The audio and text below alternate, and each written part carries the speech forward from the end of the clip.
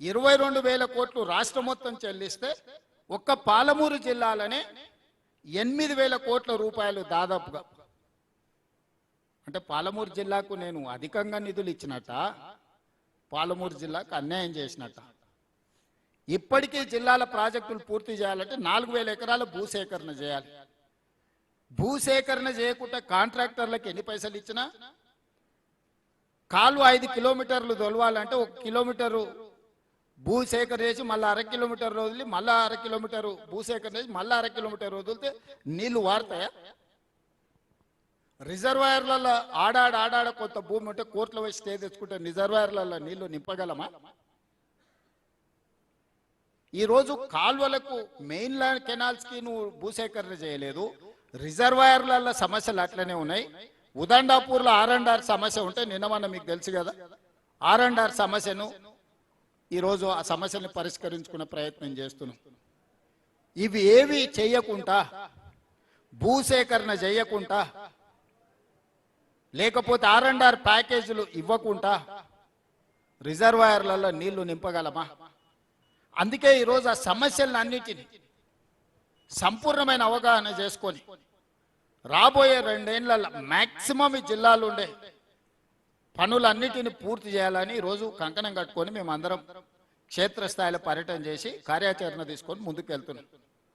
ప్రతి 6 మంత్స్కు ఒక వర్టికల్గా ఒక షెడ్యూల్ చేసుకొని, ఇప్పుడు జూన్లో వచ్చినాం, డిసెంబర్ వరకు ఏమేమి పూర్తి చేయగలం, నెక్స్ట్ జూన్ వరకు మళ్ళీ ఏం చేయగలం, నెక్స్ట్ జూన్ నుంచి నెక్స్ట్ డిసెంబర్ వరకు ఏం చేయగలం, విడతల వారీగా ఒక ప్రణాళికబద్ధంగా పనులు ఏ విధంగా ప్రతి నెల ఏ విధంగా చేయాలో అధికారులకు టార్గెట్ ఇచ్చి, భూసేకరణకు కలెక్టర్లకు టార్గెట్ ఇచ్చి, దానికి అవసరమైన నిధులను ఏ విధంగా సేకరించాలి. ఈరోజు విపరీతమైన అప్పులు తేవడం వల్ల ఈరోజు నిజంగా అవసరం ఉన్నప్పుడు అప్పు తెచ్చుకోలేని పరిస్థితి అయిపోయింది ప్రాజెక్టులు.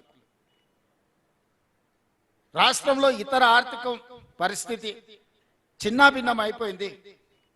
అయినా శక్తి కూడగట్టుకొని ఈరోజు ప్రాజెక్టులు పూర్తి చేస్తుంటే నోరు తెరిస్తే తప్పుడు ప్రచారం, అబద్ధాలే.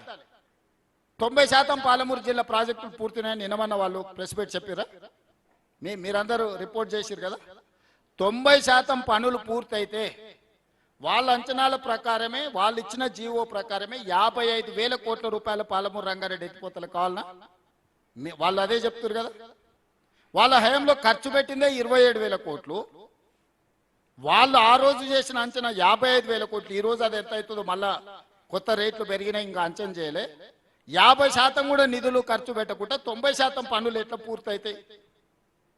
అంటే అంచనాలన్నా అబద్ధం ఉండాలి, పని చేయకుండానన్నా అబద్ధాలు చెప్పాలి. రెండింటికి పొంతన ఉండాలి కదా.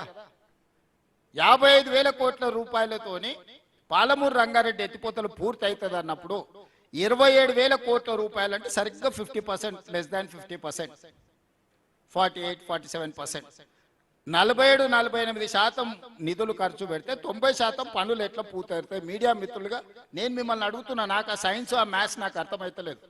80,000 పుస్తకాలు నేను చదవలేదు, నాకు ఆ లాజిక్కే దొరకడం లేదు. ఈ 27,000 పంపులకు లిఫ్టులకే మ్యాక్సిమం పోయినాయి. పంపులు లిఫ్టులు మీరు ఇల్లు కట్టుకుంటే మొత్తం కరెంటు వైర్లు, మీటర్లు, సామాన్లు కొనుక్కుంటే, గోడలు కట్టకుంటే, స్లాబ్ వేయకుంటే, కరెంటు వైర్లు కొనుక్కొని ఇంట్లో లైట్లు వెలుగుతాయా?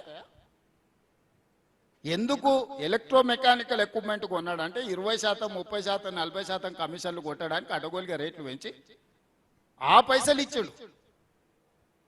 సివిల్ వర్కులకు ఇయ్యలే, భూసేకరణకి ఇయ్యలే. ఏ ప్రాజెక్ట్ కట్టాలని మీరు ఇల్లు కట్టుకోవాలనుకుంటే కూడా ఫస్ట్ ప్లాట్ కొనుక్కుంటారు. అవునా? ప్లాట్ కొనుక్కున్న తర్వాత దానికి డ్రాయింగ్స్ చేపిస్తారు, డ్రాయింగ్స్ తర్వాత సివిల్ వర్కులు చేస్తారు, సివిల్ వర్కుల తర్వాత ఎలక్ట్రికల్ వర్కులు చేస్తారు. ఈరోజు ఆయన ఎట్లా పడితే అట్లా చేసి ఏది పడితే అది మాట్లాడి ఉన్నదంతా ఊడ్చుకపోయి దోసుకుపోయి ఈరోజు మమ్మల్ని ఏదో దోషులుగా నిలబెడుతున్నామని భ్రమలలో ఉన్నారు.